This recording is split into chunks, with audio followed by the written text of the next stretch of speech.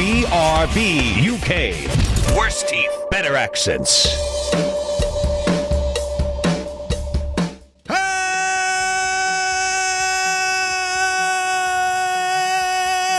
Hello and welcome to episode 435 of BRB UK, your podcast about video games from BigRedBarel.com. Not that BigRedBarel.com is making video games, but we do like to talk about them, and also this podcast is part of your well-balanced nutritional breakfast. I am Coleman, filling in for Dan, coming up with stupid intros. Hi! And with me is Mr. Timothy Hibbs. I don't know how many podcasts we've done together, Coleman. I don't know if you have a handle on that figure. I don't know.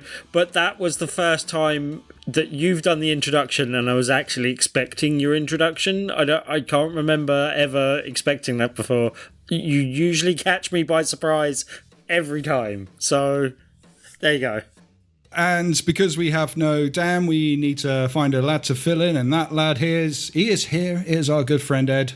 What was that, Timmy? Did you say that Coleman was stuck down a well? It sounded like it. He fell down the well at the beginning, and we just got to get him out. Sorry. Right, and as Dan is not with us today, let's have a clip of him just to get us back in just the to Dan. See us through, here we go. Hey, buddy. There we go. That's nice. Oh my God, it feels weird without him here. Even if I'm replacing him. Transitioned. That's a good one. I like that one.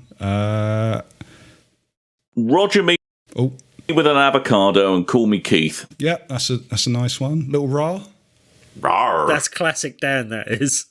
Oh, Timothy Hibbs, you big steaming pillock. Good. As is that. We're going to need And that one a more. lot this week. Yeah. Eating my dust. All right, let's That get one on with we the need show. all the time. Now, anyone that is listening and watching and going, there's no Dan on the show. I hate these episodes. We just did it. Dan's on the show technically. It's fine. Kind of, in spirit, through waveforms of some format. There you go. And he can only interrupt when Coleman wants him to, so... And I've got a camera, so I can just take my shirt off if people are really that desperate for Please something don't do that. different. Yes, we've been very clear. You made me sign the thing. Speaking of the video version of BRB UK, there is talk of Dan's voice does not match his face. So there you go. I'm glad I'm not the only one who thinks that. Yeah, if anyone else wants to weigh in on that conversation, Big Red Barrel TV on YouTube, there you go. I think we should go through, because we've been making a change to the show and been going through the games we done played before we get to the news, but I think we should go through the news this week just because there is so little of it, but the stuff that needs talking about, it needs talking about. And the first being of which that the PlayStation Store versions for the PlayStation 3, the PlayStation Portable, and the PlayStation Vita are to be no more. They are all going to be shut down from the 27th of August 2021, in accordance with an email from the PlayStation to. It seems to be two gamers that continually use those services because I've not got one, and the people that are angry about it, they all got one. But also there is a blog up on PlayStation Support blog as well that says this as well. You know who didn't get notification that this was happening? People still developing games for the PS Vita. Those exist? Yeah, there are. I think there's a handful of PlayStation Vita games still in the work, and they've now been given a deadline that they've got to crunch to get their games on the Vita. Otherwise, it's physical only. Sorry, I have a question. Yeah. So everyone's developing Vita games still? Why? Mate, there's still Mega Drive games coming out, so... Yeah. I don't understand your people's use of time. There's still SNES games that get released that set your console on fire. Remember? Oh, yeah. I mean, I think it's very polite of them to shut everything down the day before my 30th birthday. Nothing makes you feel old like, oh, by the way, we're shutting down all these console stores. Nothing makes me feel old like someone complaining about being 30. I'm not even old. 30 yet. Yeah, exactly. So, you know. Oh, Tim, you're at the pride of your life at 572. You don't look a day over 5,000. Back on track. So you might be thinking, what does this mean if they're shutting down all the stores? Well, if you have purchased games for the PlayStation Portable, the Vita, or the PlayStation 3, you will still be able to re-download those games. However, you will not be able to, there won't be any updates released for any of those games, support updates, what have you. You can't download any DLC that you haven't purchased before. You won't be able to make any purchases. And you won't be able to add any currency to your wallet either. If you do have funds in your wallet, they can only be spent on the PlayStation 4 and PlayStation 5 stores. This did actually lead me to go grab my Vita out the attic today, just to, because one, I was curious to see what have I left on my Vita. Nothing, as it goes, because I have not touched my Vita in so long, it factory reset itself. Oh. So I didn't know that was a thing it could do, but it did. So what you're saying is we have to cancel this week's feature of What's Inside Coleman's Vita. That was 20 minutes of the programme. We have to find something else quick. Well, I did, because there was a question that was asked a while ago that I never got round to answering, but is, can you control your PlayStation 5 through your PlayStation Vita? No. Can you control your PlayStation 4 controlling your PlayStation 5 through your Vita? No. You log into the PlayStation 4, and then when you log into the PlayStation 5, it looks like you're already using remote play of some form. So only one instance of remote play, I'm assuming, for don't be sneaky gits and give us more money reasons from PlayStation. So there you go. And why would you? I'm assuming that it would be terribly laggy to do such a thing. I can kind of understand them shutting the stores down if they're just not financially viable. The one thing I don't think, to my knowledge at least, I don't know of any other precedents for, is closing down 2 generations in one go, basically. Vita and PSP. That, like, you would have thought that most of the people reasonably could have assumed that the Vita would close a while after the PSP store closed. And that's why I think some people got caught out and were, more of the impression that would hang around for a bit longer. I'm not sure what brought about the decision to do that at the same time. If they did like PS3 and PSP at the moment, I don't think people would be complaining as much. But I guess Vita Store's just not financially viable. Otherwise, they would look to keep it open, no? Yeah, I can understand why they would shut them down. I would also understand why the outrage for them shutting down. So I do see both sides. But at the same time, I can see that Sony have not conveyed this to their customers in a decent way. Or their developers, which I think is even worse. Or their developers, yeah. So, I mean, and there are games that sell on the Vita, on the PlayStation 3, and possibly on the PSP as well, still to this day, that have been on there for a long time, and that's now revenue that's missing for those developers. And then there's a whole legacy of games that are developed for digital only, especially on the PSP and the PS3, the minis and all that kind of stuff. And those will now no longer be available anywhere unless, they were put to a UMD or if they are available elsewhere. But also, apparently this means, so in cases of, I mean, I know on the Vita especially, if you got Borderlands 2, which is the worst way to play that game, but it's viable, you can do it. I had that version of the game. If you have a cartridge version of that game that you go and pick up, that's fine. You can install Borderlands 2. All the expansions and stuff, that's all done through DLC downloads on the store. So that means if you bought that game, you're only getting the base game. And even though you've bought all the DLC DLC for the game, you can't download it in any way, shape, or form. But that's the problem with updates and stuff these days. Even if you can't buy an old physical version of a game because it probably won't be the game it was at launch or since, kind of thing. So yeah, and that kind of creates an argument for both sides. Where there's a lot of people, like myself included, I go for digital over physical just for convenience sake. But that means one day they will shut all these things down, and I will lose every game I bought. At the same time, the people that buy these physical games, like if you bought a copy of Destiny, you bought a copy of Destiny. One day you'll put that into your console, and it will do nothing. Yeah. Cyberpunk. You bought Cyberpunk, and if you have no internet to update the game, it'd be completely unplayable from a lot of the bugs in that game. Same with No Man's Sky. And I know that's an always online game, so bad example, but there are many like that. There are games that are literally, they use Tony Hawk's Pro Skater 5, I think was the one. They put very little of the game on the disc itself, and then I think the install from the disc was a gig. And then everything was downloaded. Yeah. So if you bought that physically and had no internet, you're screwed. So that there is arguments on both sides there. I'd love to offer the olive branch that they have some grand plan of releasing all these type of games through kind of, however they do it, PlayStation Now, or the store on PlayStation 5 or whatever. But yeah, like you say, like if they go down the route of giving them free somehow, then that cuts out the developers in some way. I don't know how that would all work, and it's probably too much work to renegotiate everything for that. Per whole, they might be able to do it on a case by case basis.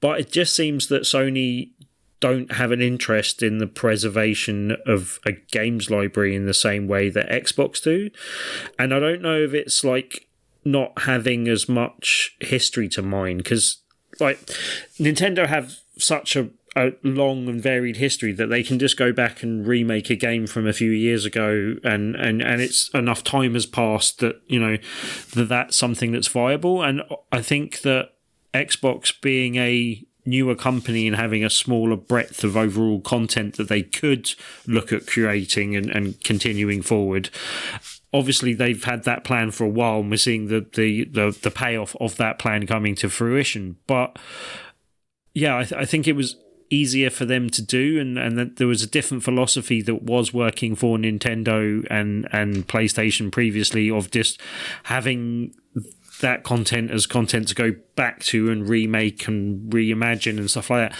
And I think it was Jim Ryan that said that he doesn't really see why people have an interest in playing old games, but like a whole massive like retro like fan base that has existed for years and continues to grow like seems to disagree with you there kind of thing. I think the quote was along the line, I haven't got the full quote out in front of me, but if I remember correctly, it was, I was at a Gran Turismo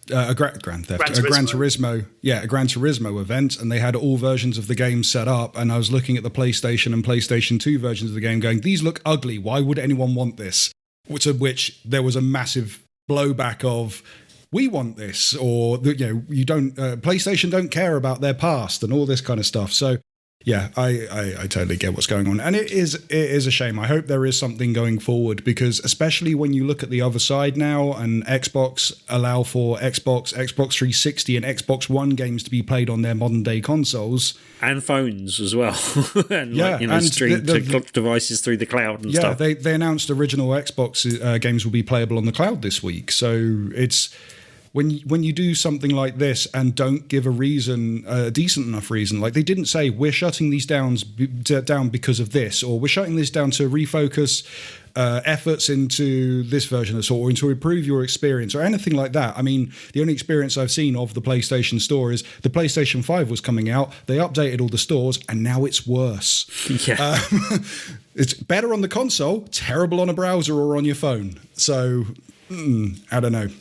It's a very muddy message that they really need to kind of follow up on, I think, and it is a shame. But it did inspire me. Like I said, I went and pulled my Vita out. I've cleaned it all up and given it a good scrub, and then immediately installed the Uncharted Golden Abyss, which is the only Uncharted game I haven't complete. So it's inspired me to do that.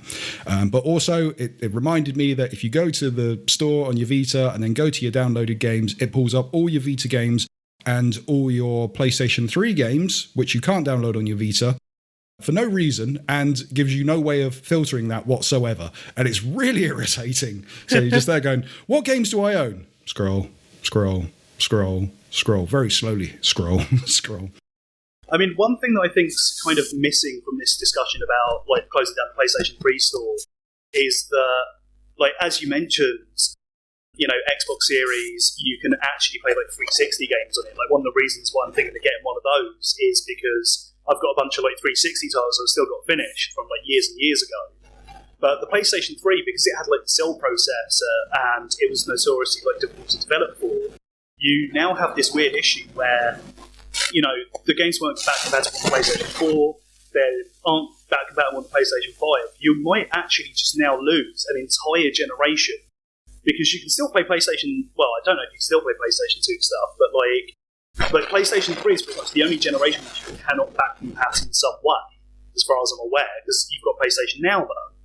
So it's a very interesting sort of approach that, considering that the console generation for the PlayStation 3 only ended in like 2013, 14, it's really weird that like less than a decade later, it's just going to be kind of erased from time.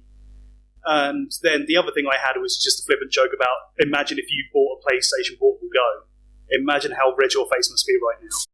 Yeah. John Brady. Sorry. John Brady has a PlayStation Go. Yeah, but you've got still, a new. I mean, if you and the Stadia. If you own games, you'll still be able to download them, but you just can't buy any new ones, and you can't. And I'm assuming at some point they'll shut that down. You know, we don't know what's going to happen in the future. If there's no need for people, if there's no new customers, then why would you keep it open? PlayStation Store, it's not great, but we'll see what happens in future. And please do something about your PlayStation 5 store. It's not great. It really needs looking at. It's, you know. Why would you take out screenshots from the store? I use those. If I need high quality screenshots to make a cover for this podcast, where do you think I get them from? Sean LeBeau now works at PlayStation. That's probably the first thing he did when he got there. He went, so I've got a friend called Coleman who uses these screenshots in the store. We just get rid of those. Name dropping. Hey, it's your friend too. Yeah, I know. Yeah, if it's not on Steam, I'm buggered now.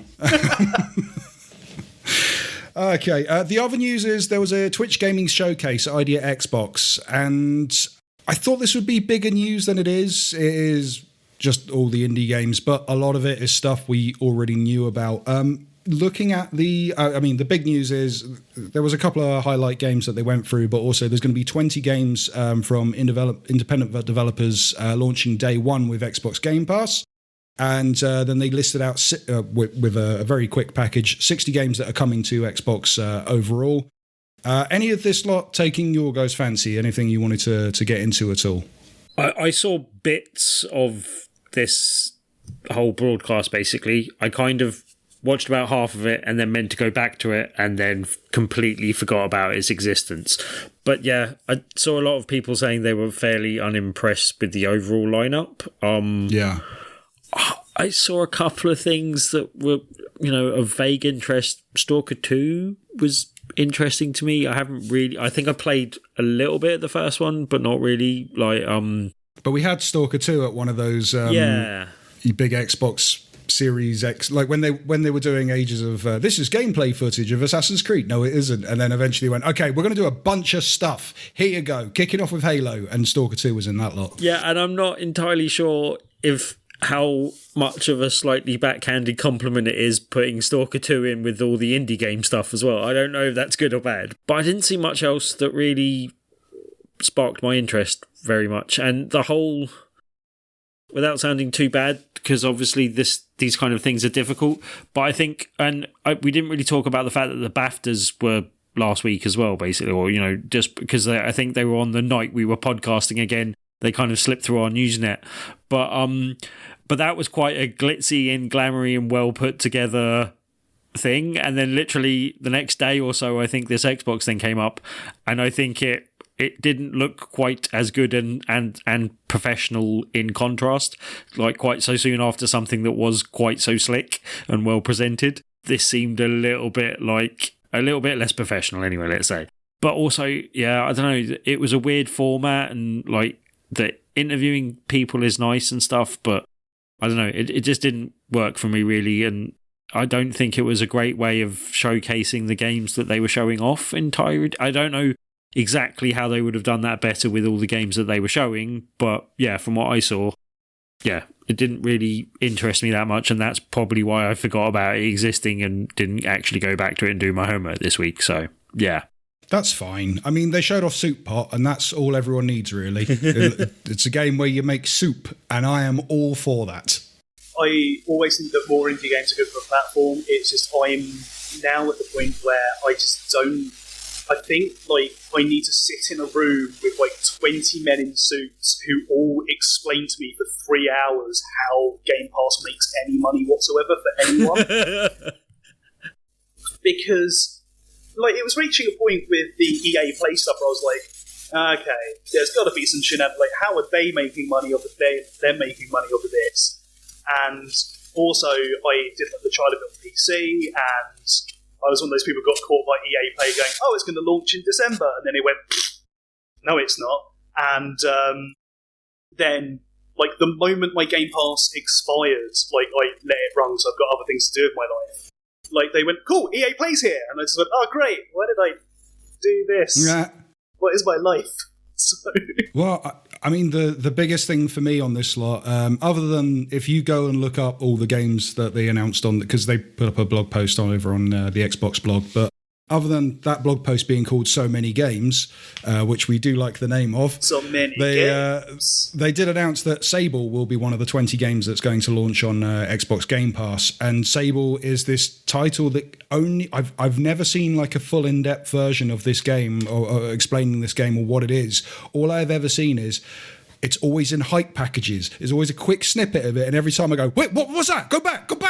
It looks amazing, and I want to play this. So, Coleman, I have a question about Sable. Mm-hmm. Is there a scene in which Brock Lesnar breaks into your house, and even though you've got a restraining order against him, he convinces you to become his wife? Yes, that is exactly the game. That is what happens. A little bit some old school WWE jokes there. Now that makes me feel old when you call that old school. I was 10 when that happened. Like, that makes you feel old. And I think one of the games they mentioned in this presentation is already out as well. Narita Boy is out on Game Pass, I believe. Yes, and that nicely takes us over to the games that we done played, or what we done played. And Narita Boy is out on the Xbox One, but thanks to the power of backwards compatibility, I've been playing this on the Xbox Series S. So this is over on Game Pass now. You can pick it up for $19.99. It is available on the PC, PlayStation 4, Nintendo Switch, Mac and Linux. But if you have an Xbox One or an Xbox Series S or X, then get it through Game Pass, because you should.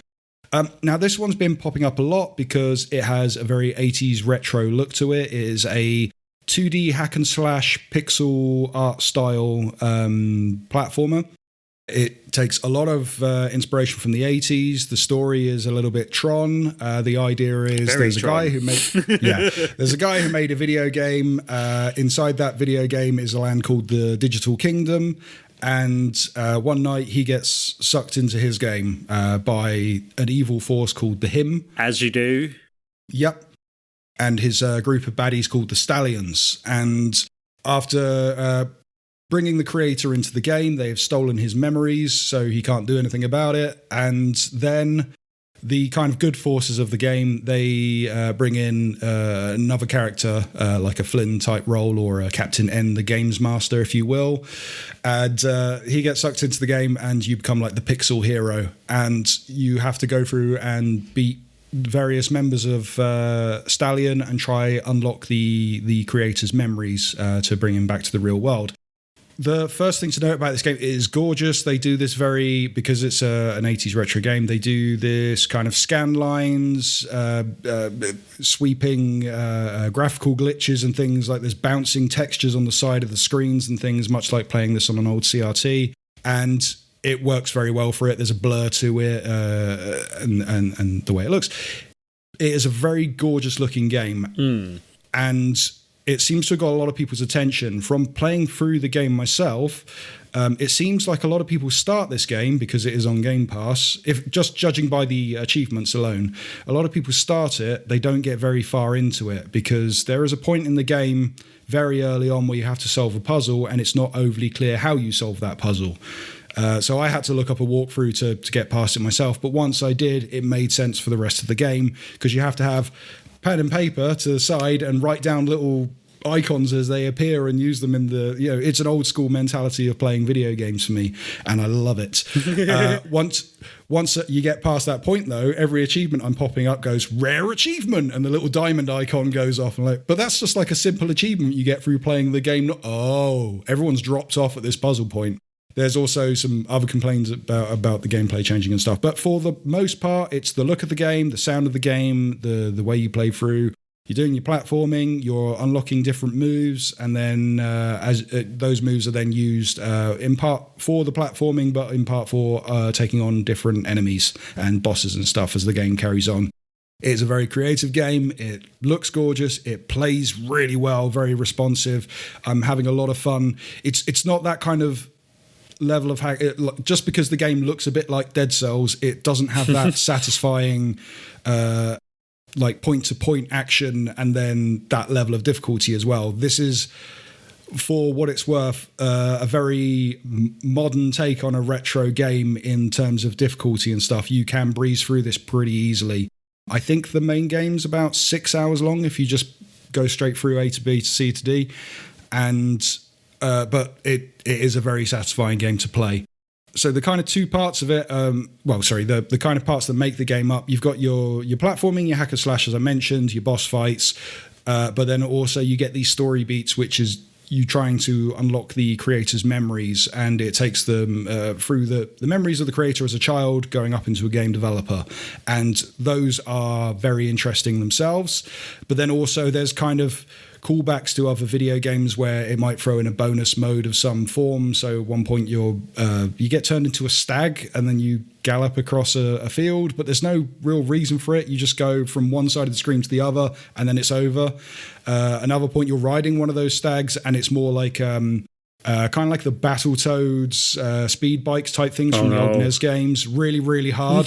But it only appears once and it's like a 2-minute version of the game. And a lot of people fall off at that point as well. I've read in a lot of reviews, not a lot of people like that. And then there's other things where you like surf on a floppy disk. Like there's loads of little bonus modes thrown into that they used to do back in the day. You'd play a game and go back in the day.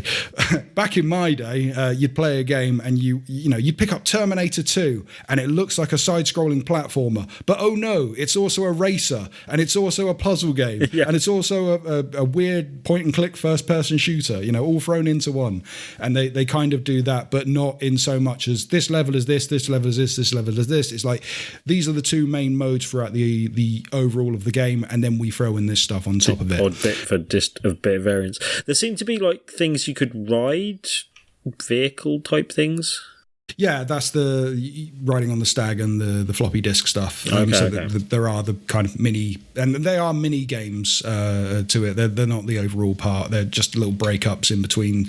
It's kind of, as you finish like a big level, then they'll throw you one of these mini games, and that's one of them. Yeah, and graphically, I wasn't sure about this from just watching videos and stuff, but does it look slightly better in motion? Because it's one of those slightly overused graphical styles at the moment, but they seem to have done it to in an interesting way and to a good degree. Yeah, and it's that kind of, it's the style that pays off the more you play it, because as you start, it is all very dark and black and blues and like little vibrant shades thrown in. But then as you progress, then it's like you're outside in desert areas and things are sunlit and yellows and oranges are your main backgrounds and things. And it gets brighter as you play. Like one of the bad guys that I had to fight in the game, I've forgotten the name. I think she was called like Dark Rainbow. And she's like this huge statuesque woman who's entirely like black in shadows, except for her hair. I thought you were going to fight a rainbow. Well, no, her hair is rainbowed. Right, okay.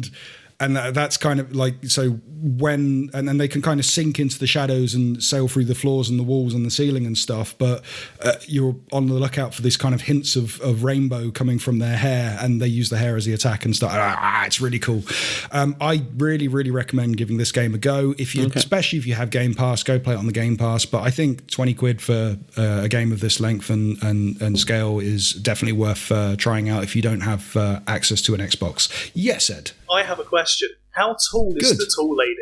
And should Capcom be worried? She's not kaiju level yet, but she does take up the whole kind of most of the screen in size. Yes, Ed. Is Clifford the Big Red Dog a kaiju? Yes, sure. Why not? Yes. Good. Who would win in a fight between King Kong and Clifford the Big Red Dog? Clearly Clifford the Big Red Dog. And Westwood the big dog. And Roman Reigns the other big dog. Oh, Roman Reigns will win, clearly. Good. But yes, so that is Narita Boy. I definitely recommend this one as a pickup. Let's go to Ed. Let's throw it over to you for one of yours. Pick one of the games you want to talk about. Oh, okay. Well, let me just put on my thinking cap as I think about what game I want to play next. I'll talk about... so I've been playing Yakuza 7, Yakuza Like a Dragon, as it's called. love it. I'm a big fan of the Yakuza series. I think one of the last times I was on here not doing a Choose Your Own Adventure, I was raving about Yakuza Kiwami 2. That was a couple years back, but yeah, I love it. It's the first main one in the series that isn't covering the adventures of Kazuma Kiryu. It's set after Yakuza 6, chronologically, and then you play like a new person who's in Kamurocho. He goes to prison for a crime he didn't commit, and then it just escalates into the typical Yakuza like crime war dramas. It's phenomenally good. One of my favourite things about it is actually the transition to turn-based RPGs, because I think that the Yakuza series, like, it was just reaching that sort of peak of what they could do with the fighting system, and actually sort of spreading it out to like 4 different people turn-based in battles, all of whom have like different job classes and stuff, is actually like a really nice way to spice it up. So when that becomes I didn't realise it was available, that different, basically. Okay, Yeah. That's interesting. it's like you don't have to have played any of the previous ones to get into it. Like the first point, I'm on chapter 11 of the game, and that's the first point where you would probably want some previous knowledge of the previous games. But other than that, it's really, really phenomenally, like, the battle system's really fun. Like, because you can, for example, you can make Ichiban a chef, and then he'll start, like, flambeing enemies or hitting them with frying pans. You can, like, have one of your teammates become, like, a Japanese idol, and then they'll start singing songs. You can have one of your friends become a busker, and you can start doing moves like, you know, We Are the World, which heals everyone, and stuff like that. You can become a demolition man and start swinging a sledgehammer like Triple H.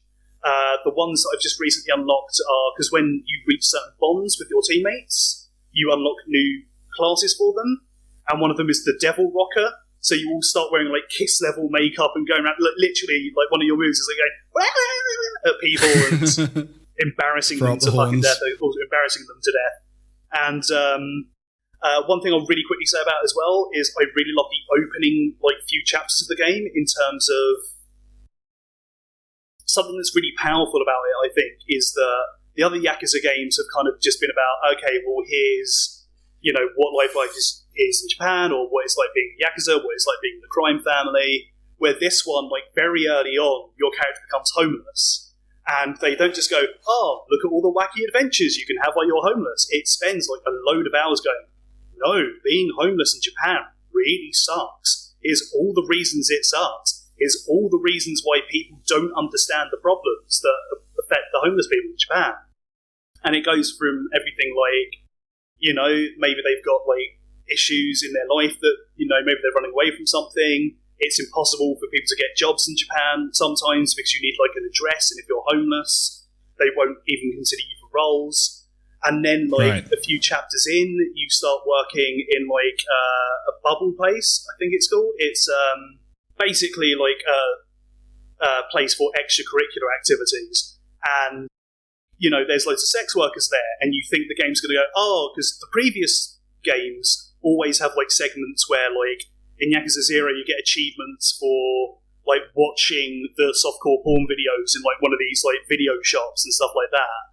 Where this one goes, Japan! Yeah, but this game goes, no, being a sex worker in Japan really sucks for a lot of people. There's loads of reasons why they're really horribly exploited, and, like, here's all the different ways they're exploited, and that your boss is, like, one of the worst people for that, and he openly admits that he's just like, well, I can treat them however I want, because I can also just as quickly get them, like, deported.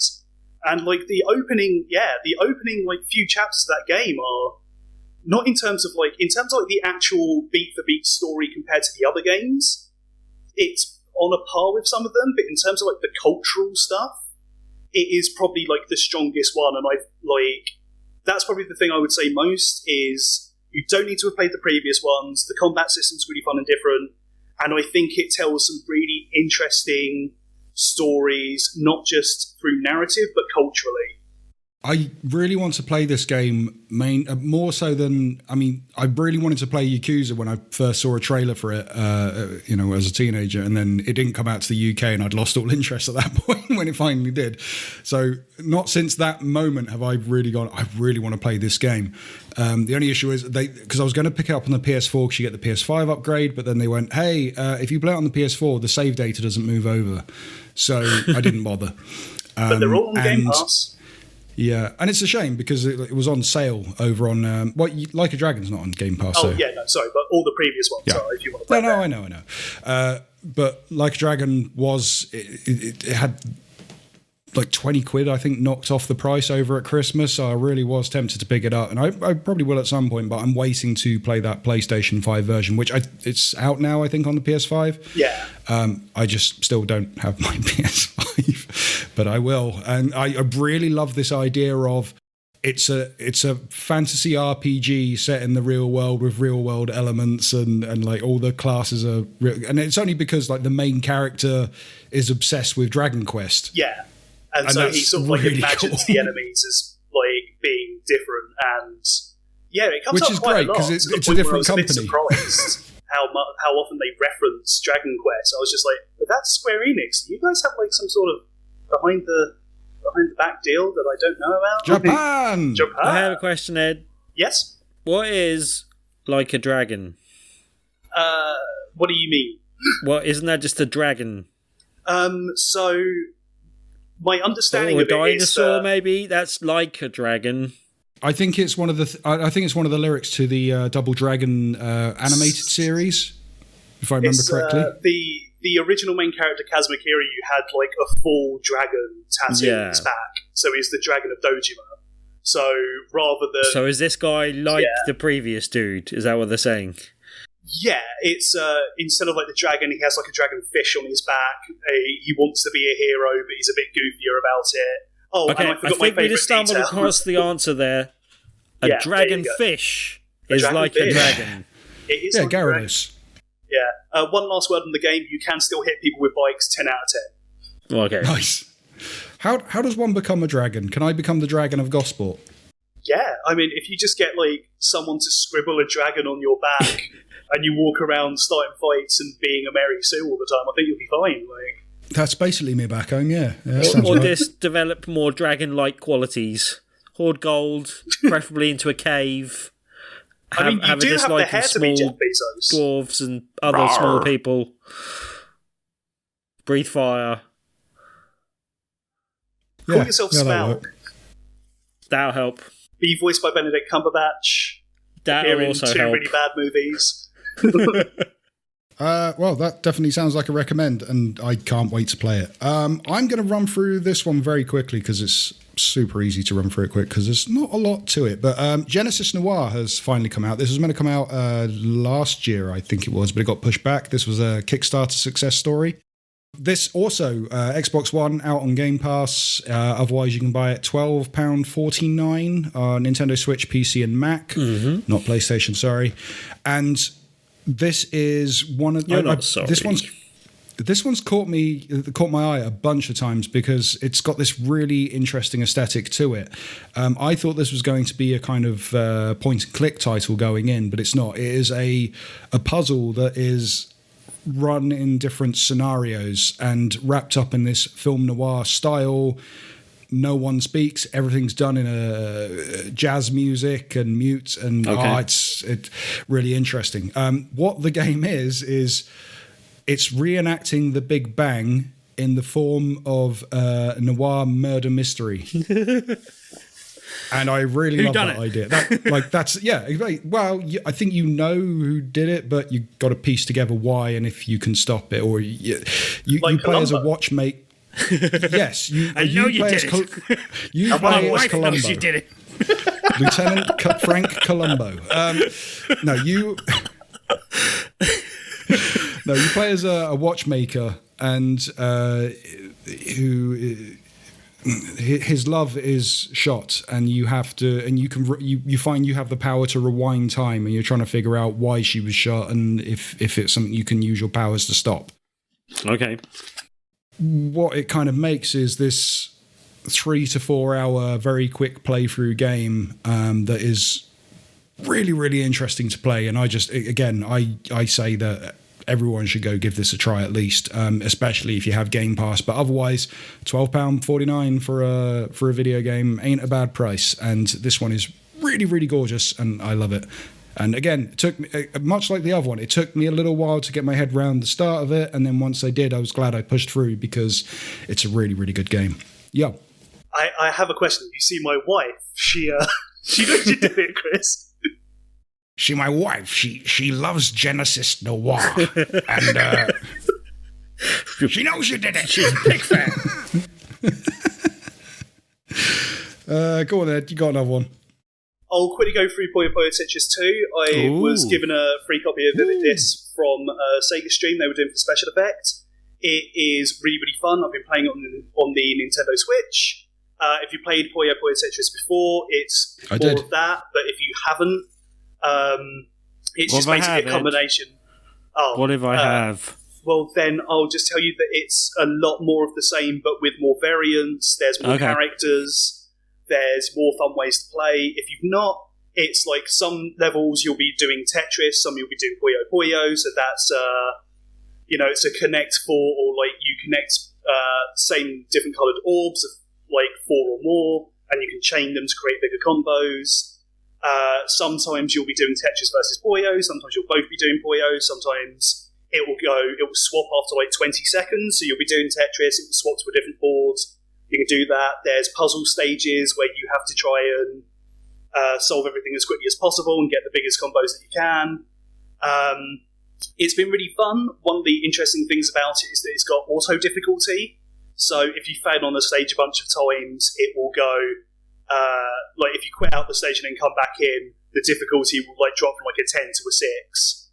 And it's very interesting because I don't know how it works in the sense of I've hit retry on a stage for like half an hour before, like every 2 minutes for like half an hour, quit out, done something else while I've gone back in, and it's harder. So, like, no, screw you, Ed. You need to get better. Just get better already. Yeah, but it does let you skip stages if you're stuck. Like, I think you can fail the stage. Like the first time you fail the stage, it goes, "Would you like to skip this?" So, yeah, it's really fun. Plus, Sonic's in there. I've not unlocked him in the main story. I don't know if you can, but yeah, Sonic the Hedgehog's in there, and you can do like fun team battles where you can have Sonic on your team, and he can become your best friend, Chris. Because I know that's what's important. Yes! Yeah, Puyo Puyo Tetris. It's just come out on everything except the Switch because it was exclusive to the Switch for a while. If you like fun puzzlers, want something to play with your friends, really fun. Heartily recommend it. Yeah, I liked the first one, and yeah, with a bit more variance and stuff. It does get a bit confusing when you're flip-flopping between the two or trying to do both at once kind of thing. Yeah. But, yeah, makes for really good I like multiplayer battles, though. Yeah, well, yeah, it'd be good for multiplayer. Because one of your attacks is you can switch on the other person at your will, so you can like mess them up. Like, I'm doing really well at Puyo Puyo. Yeah, that works really well, especially if you only know people that have only ever played Tetris. Yes. Yeah, I was one of those people. I only ever played Puyo before through like the Yakuza mini games, and boy, is it a fun learning curve. Let me tell you. See, I remember playing it. Didn't they have it on the Game Gear back in the day? I definitely played it either there or in some collection or something. But yeah, anyway, yeah. But yeah, it's interesting that it's out. How much is it? Do you know? You said you got it for free, so you might not be. It's hard to know when you already own a game how much it costs on the store because it doesn't tell you anymore. Yeah, I think that's a full price release, isn't it? Yeah, it's a full price release. I won it in the competition, so there you go. Sorry, I think the first one was like a $34.99 or something like that. I want to say, but yeah, I could it be was wrong. about $34.99. There is a demo for the first one and the second one, I think, on the Switch. So if you're not sure, give it a try. I couldn't find the price for Puyo Puyo Tetris 2 on the Switch, but I got the PlayStation 4 and 5 version. It's £34.99 of those English pounds and pence. It's a deal. Yeah. It's a steal. It's not the sale of the century. Puyo Puyo steal. It's not going to swear over it. But yeah, Coleman, I'm very interested to hear about your next game. I'm considering a purchase, but I'm still unsure. Okay, well, I might sell you on this. I might put you off this. Who Good. knows? This is Disco Elysium, The Final Cut. It's finally available on consoles. I've got this on PlayStation 4/PlayStation 5. It's $32.99 because there's a PS Plus 20% discount at the moment. So I assume that goes up to $34.99 or whatever it is when that's done. If you don't know this game, it is a kind of mix between a classic RPG and a point and click, and throws in tabletop mechanics as well. If you can kind of think if Fallout 2 and Broken Sword had a baby and that baby grew up to be an alcoholic, an alcoholic version of Columbo, then that's what this game is, and it is highly enjoyable. So My wife's a big fan of the future. So the kind of the main version of the game is you play a cop. You've woken up with self-inflicted amnesia, and it's either self-inflicted from alcohol or substance abuse, or maybe just hitting yourself in the head several times. You don't know, but you wake up in a trashed hotel room, and then you have to figure out why you're there, and which very quickly becomes evident that you are a cop, and you are there to look into the investigation of a lynching, and you kind of have to piece together what the story is from there. Where this game is really interesting is that just the vast amount of things you can do with that. So there's the basis is go solve the murder, go solve the lynching, go figure out what's happened there. When behind all that is, do you want to build your personality to pretend you're a rock star? Do you want to think you're a superhero? Do you want to be a communist? Do you want to be a racist? Do you want to be a radicalist? Do you want to? And there's all these kind of things that they throw at you that you can use for problem solving and story elements and all this kind of stuff behind it. I at the moment, I try not to do anything political in the game whatsoever, and just focus on that my cop is a superstar. He thinks he's a superstar cop that walks around in his pants, and that's it. But there are several different ways you can play this game, and along the way, there's like momentum, different meters and things to keep your eye on, whether it's physical attributes, your intelligence, your mental well-being.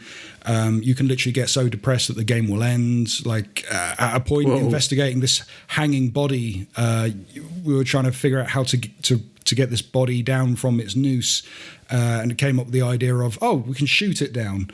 And I tried that and just shot the corpse in the stomach and ruined the evidence. And it just went, I'm too depressed. I give up. I don't want to be a cop anymore.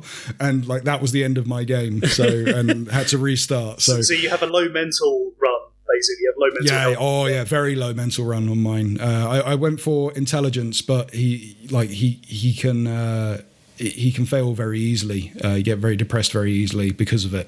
It's really interesting in that regard, and it's really interesting if you play the game literally as a permadeath type state. So whenever you fail in the game, instead of booting up an autosave or something, just go with it. That's it. Your game is done. Try something completely different. It is a very fun way to play this game. The way the Final Cut differs from the original release from 2 years ago, I think it was. So there's been complete voice work added to the game. There are nearly 300 characters that have been given dialogue, including the narrator and the skill actions, the character skills. There are 4 new quests that were originally cut from the game. They've been added back in, but I think they've been put towards a political sub-story of the game. Yeah, they're political quests. Yeah. So it's like, because as you play the game, you can, as you mentioned, you can play as like a fascist, you can play as a communist, and so like they're like different length quests, but they basically allow you to, I think, to see like the logical endpoint of those trains of thoughts. Because one thing you can do throughout the game is, as people talk to you, you can develop different thoughts, and it will affect your base stats. So, for example, if you talk about how you don't think you have a home, you can convince yourself that you're a hobo, and you become HoboCop. I'm HoboCop. And you can get more money from like picking up like plastic and recycling it. Yeah. You can basically make your character like convinced that like they start thinking really deeply about homosexuality and they wonder if they're gay or not, or like you can like there's so many different things you can have him become convinced of, like conspiracy theories. You can make him become like a deranged conspiracy theorist. There's like some kids that taunt you in the game, and one of them shouts out the F slur. Basically, there's a homophobic slur towards you, and you can literally turn around to them, and go, "Damn right, I'm a," and then shout it back at them, and then go down the quest line of being gay. It's very interesting. But yeah, your character's a blank slate that you get to kind of play around with. There are new art and animations added to the game, and there's 2 new songs added to the soundtrack. So the final cut is available on Xbox One, Series X and S, Nintendo Switch, Stadia, PlayStation 4, PlayStation 5. But if you already own it on the PC, then you get a free upgrade to the final cut, which is a pretty damn good deal, if I do say so myself. As like this has been on my wish list on PC for ages, and it keeps getting discounts. And but I was holding out for this console version since they announced it, so I really need to remove that so I stop getting emails telling me it's gone down in price. Ed, you're actually the reason that I've been waiting to play this, because I remember you saying when we were at Res one year, going, "Oh, you should really play a Disco Elysium." And anytime anyone went, "Any games you play?" Disco Elysium is brilliant. And you kept talking about it. Yep. I was like, I really need to play this Disco Elysium. And yeah, we're finally playing it now, and it's really, really good. And I just want to play more of it. It absolutely is. It's one of my favourite games of the last decade, and I will heavily caveat everything I say as because after that Res incident, I became very good friends with one of the social people from Disco Elysium. So you can use that to judge bias or whatever. But it's honestly just one of my favourite games of the last God knows how long. Like, you're not the only one that was raving about it as well. There was a lot of people when it first came out that really, really got into it as well. So it does sound like an intriguing game as well. One I'll be keeping an eye out for at some point as well. Yeah, there are so many different ways to play it. Like, one of my friends messaged me the other day saying that they're playing it as if the cop is a bear who woke up and decided it was human, and they're now trying to like go through the difficulties of trying to be human. And apparently they had to stop quite early on because they got too depressed because humans are too mean. When I first played it, I had like no physical stats whatsoever. And if you want to do a permadeath, as Chris mentioned, that's a very easy way to just immediately die, is you try and get your tie off of the fan in your room. You'll have a heart attack and die. What other ways I've done it? I shot one of the kids, when you're trying to get the corpse down. I had that option. I was really umming and ahhing over it. Yeah, I tried it. I got like the 6, because if you get 6 it's an automatic pass, even if your stats are way too low. Shot the kid, automatic game over. There's apparently new achievements as well, because I've got rare ones like basically just saying certain things a certain amount of times and becoming different types of cops, but there's now ones for like never even searching the corpse. There's ones for following through on the political ones. There are so many different ways to play that game. I'm desperate to go back and play it again now with all the additions. Like, if I can ever convince my other half to play it, I'm gonna sit them down and be like, "You need to play this, please. It's very important." I'm just because there's so many different things you can do. Like, I entered the game without my cop without ever seeing his own face and rejecting his name, but never coming up with a new one. And I got called out for being a massive communist, but every time I met people, I would ask them for money because I was poor and homeless. And the game notices it. It calls you out on that. Yeah. Nice. It's just, it's kind of the bluntness of some of these, the responses you can do. Like, literally, quite early on, you can meet a character who's racist, and he's racist towards your partner. And like, you can listen to his arguments, and then with your partner standing right next to you, go, "Do you know what? Sign me up. I'm all for this racism." And it's very odd, but it's like something that you can use later down the line to your advantage or to your disadvantage. But it's a very versatile game in the way you play it, and it's interesting because like these types of games, I mean, not so much point and click. I still play point and clicks these days, and those are kind of modified into your Quantum Dreams and your Telltale type games, but this isometric top-down Fallout type game with all the dialogue choices and stuff, like, I don't really do that this much now, but as a kid, I used to play a lot of this kind of stuff. So it's something that's making me go, oh, maybe I should look out to more games like this that have been and gone and have been critical darlings that I've then gone, yeah, but it's not my kind of thing. And yeah, this is just great. Everyone should try it. This is probably one of the best written games that I've played in a very long time. Oh, absolutely, yeah. Like, everyone should play it unless you're in Australia where you can't because it's been banned. Because there is a scene where one of the potential things you can do is you can give one of the kids speed. And Australia doesn't like that very much. No, they have very strict. I think that's the two things. You can't give in games. You can't show minors either consuming alcohol or drugs, and you can't use drugs to a benefit in a video game. Those two things will get you banned in Australia. Just in case you wondered. So Ed, you've got one final game on the dock. Yeah, I'll go through this semi-quickly because I've not been able to play it as much as everything else. I really wanted to spend the last couple of weeks going through it. Persona 5 Strikers. So last year, they re-released Persona 5 as Persona 5 Royale. It's one of the 2 games that I've ever platinumed on the PlayStation, the other one being Spider-Man.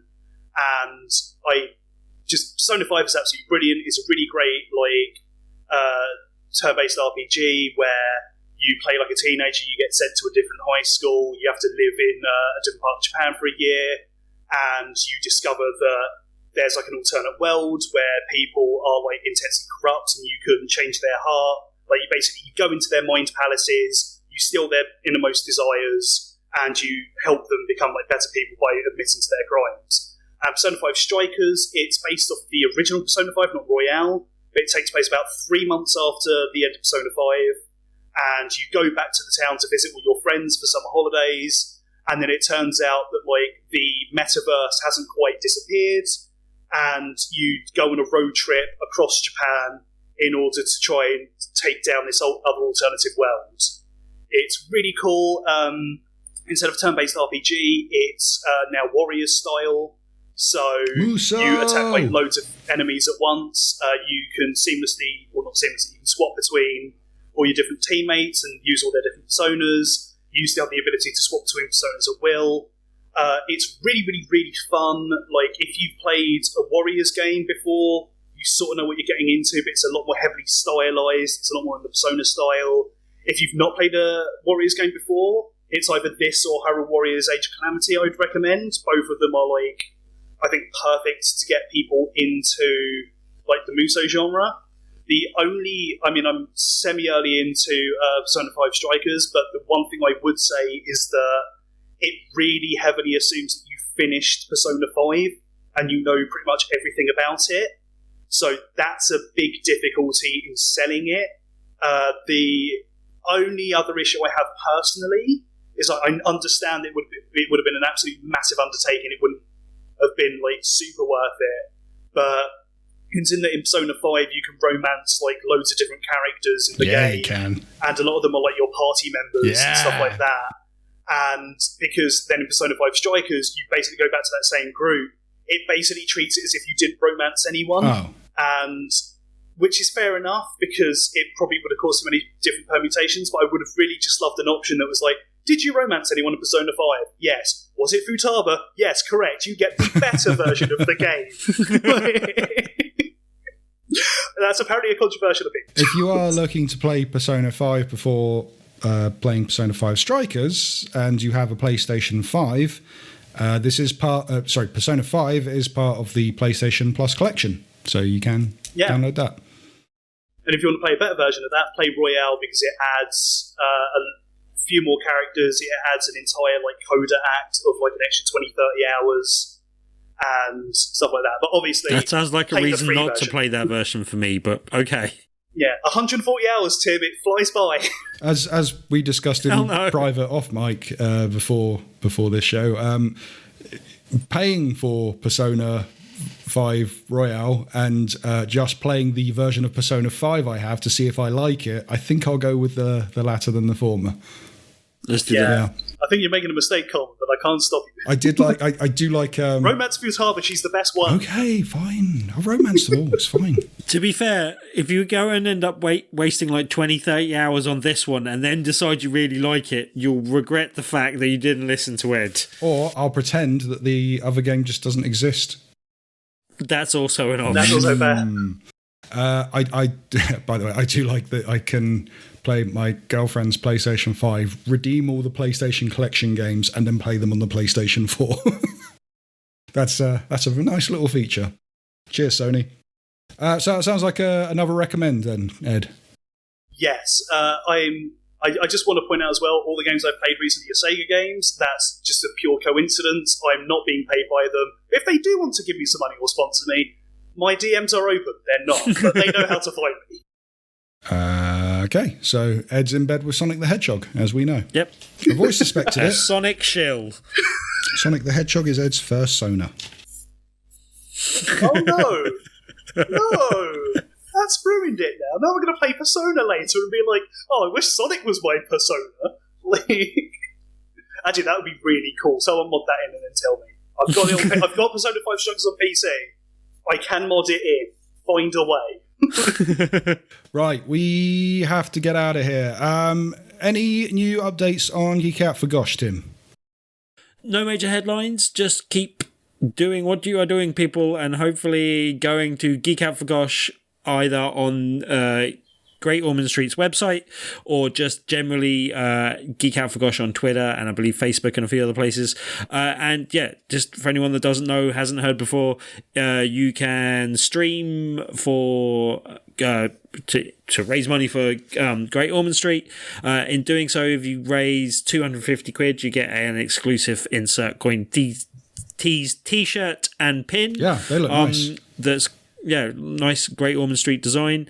And if you don't fancy doing that or you can't raise that amount, you can sponsor someone else or just help raise awareness for someone else that is streaming as well. We will have some further news down the line for this as well. But just come and get involved as and when you can. Great time to help raise some money for Great Ormond Street, basically. Cool. And we do like to get some community feedback, but before we do, I'm going to tell you how you can get in contact with this show like these several people have done. Over in the comments section on BigRedBarel.com, but also on BigRedBarel.com, we have a link to our Discord, which I do recommend you signing up to because it is a not just a brilliant service, but it's a great place to hang out with all the people that like Big Red Barrel in some form or another. Over on Facebook and Twitter at Big Red Barrel and on YouTube, Big Red Barrel TV. Over on Discord, we have a couple of questions. I'm not putting yours in, Ed, because you're on the show, so that would be immoral. Oh, thank God. Angry Rob 2 or Angry Rob the Second. He says, if you could merge two sequel, if you could merge two part 2 of a trilogy. If you could merge two console controllers into one, what do you think the best? What would be the best, and what would you choose? I am going to go with the Nintendo 64 and Dreamcast controller, just to annoy everyone in the world. Chaotic evil. I like that. Although I do actually genuinely like both of those controllers, and I think they do make sense when you get used to them, and I don't get the hate. Individually, they were both good. Together, they'd be some sort of Frankenstein's nightmare of awkwardness. Ergonomically pleasing. I was thinking before that it'd be nice to have a kind of, and we got one in the last generation sort of for fighting games, but a kind of cross between the Mega Drive pads and the Dreamcast, like modern console pads. And as I said, there was one in the last generation for fighting games because you got the bumpers and stuff on the top and then the 6 buttons on the face with a big D-pad. And I kind of wouldn't mind another one of those this time around this generation because, I'd like one for fighting games again, possibly. You're more of a fight pad than a fight stick player, aren't you? Yeah. I kind of got used to playing fighting games that way.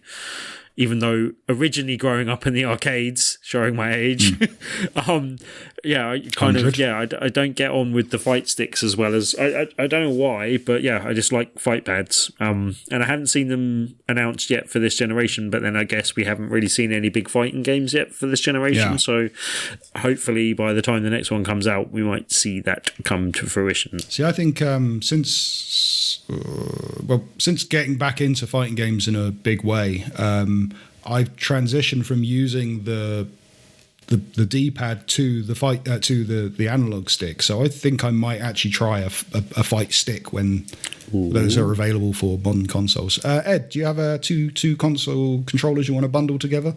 Well, to answer Angry 2's The Angrinings question, it would probably be the GameCube controller and the Xbox 360 because this is my awful confession, this is going to get me cancelled.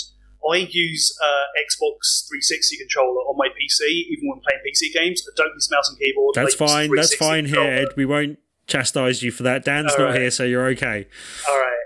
And then also just from the GameCube controller, I mean, I missed that generation mostly. I got all my GameCube games when I got a Wii.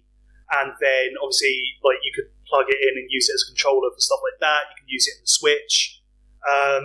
So I don't think it's the perfect controller, but I think it's very good. It's very versatile. So if there was a way to sort of combine the sort of ergonomic feel of the GameCube one with the squishy shoulders of the GameCube one, where you could have the adaptive triggers where you could sort of soft squeeze and then full squeeze, but you had the analog placements of the 360 controller, and maybe not the giant A button, but maybe. I'd probably make the B button a bit bigger. Maybe. I don't know. That's maybe my answer. Them more the same size, maybe, eh? Although it was always nice that you could tell the buttons apart by feel. I don't think that's as... I think that's a very... Go by placement. Yeah, that's a very good point, and it is something that is very underrated, I think. I just generally, as well, I was thinking when you guys was talking as well, just slightly trample over Coleman's answer, but generally, it would be nice with Dreamcast pads. I miss VMUs. Bring back VMUs. Stick them in a modern controller, and let me have a little thing I can take out and do little mini games to contribute to the main game when I get home. Exactly. They did it with Smart Glass, and it fell on its butt. I want VMUs in every format, but I want them to plug into the controller, and I want them with the little lanyard connection so I can wear them when I'm out at events and stuff. I'd love the VMU. I want VMUs to work like Tim's Pip-Boy that doesn't work. He can't be exploded. Where you put the VMU into your ROM and then you can just Yeah. All right. Thank you, Angry Rob 2. Back in the habit. Velvet Thunder, he wants to know, what would your dream game franchise plus developer team-up be? For example, a Sonic game made by Toys for Bob would be his choice. Ooh, that's a good pick. I've got an interesting one. Okay. Don't know how great it would be, but a God of War game made by Platinum Games. I was... Yeah... I was, because I pitched this a while ago, I want a Muso game, so whoever the hell makes Dynasty Warriors, that's, what are they called? Koei Tecmo. W-Force. Omega W-Force? I want Koei Tecmo making a God of War Muso game, because I just think it would be really fun to be using the chain, is it the Blades of Olympus? What are they called?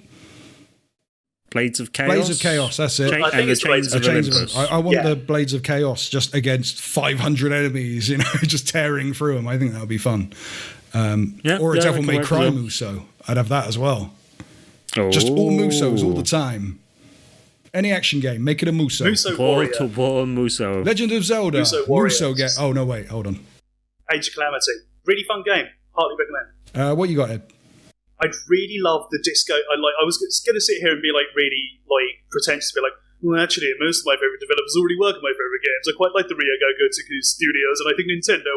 But thinking about it, Disco Elysium team, New Monkey Island, with Ron Gilbert at the helm, but he gets the Disco Elysium team. Okay, I like that. Also, I like the idea of going, hey, Yakuza team, could you just start making Shenmue? Because I feel they could do it.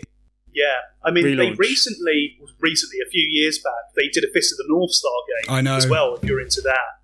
And it's based, someone actually in your Discord recommended it to me, so I can't remember who it was, but thank you to that person.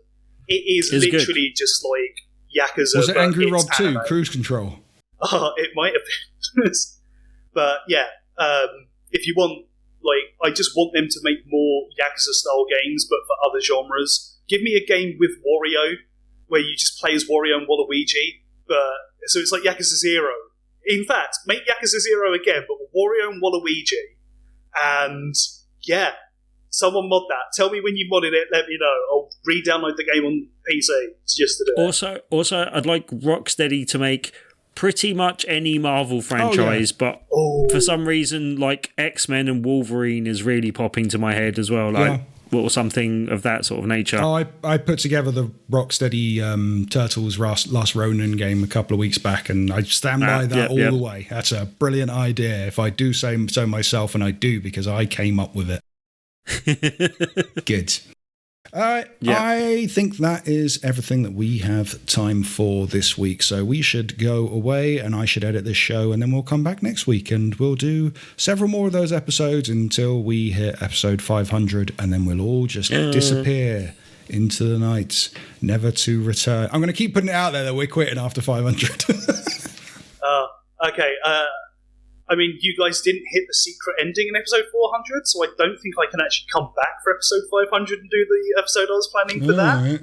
But I've still got a year. I'll figure something out. Like time travel was really my biggest idea, and I've got nothing left. I'm sorry. Unless you all want to become wrestlers. It's also worth noting we are about we're just over 10 months away from 10 years of BRB UK. So there you go. Wowzers. That should age you. That does age me a lot. God, I remember when it was still Sarcastic Gamer. I've never heard of it. I remember appearing on one of those. Never heard of it. At Eurogamer Expo. No, never heard of that either. That never existed. It's always been EGX. Rezzed. Good. Right, so we've got to get out of here. And so until next week, Ed, thank you for jumping on in our time of need. Well, thank you very much for having me. I hope that my mic hasn't been too difficult. And also play Yakuza Like a Dragon and Persona 5 Strikers and Disco Elysium. If you don't play Disco Elysium, I'll be very personally disappointed and upset. Just to clarify there, Ed, are you saying I need to play a Yakuza game like a dragon? Yes. Or are you saying I need to play Yakuza Like a Dragon? Just for clarity's sake. I mean, the first, Yakuza 0, 1, 2, 3, 4, 5, and 6 are all on Xbox Game Pass. You could play them as if you are a dragon, and then you could play Yakuza Like a Dragon afterwards. Okay. There's literally nothing stopping you. Breathing fire and playing video games is not a very good mix, especially if you're playing it to monitor. Just, Right. You do you, Tim. You do you, Queen. Good. So, for episode 435 of the Big Red Barrel UK podcast, or BRB UK if you will, I have been Coleman. I might have been Tim. I definitely wasn't Kazumakiri, but I was Edward Price. Good. We'll catch you guys next week, hopefully with Dan back in tow, but until next time, dear listeners, a goodbye.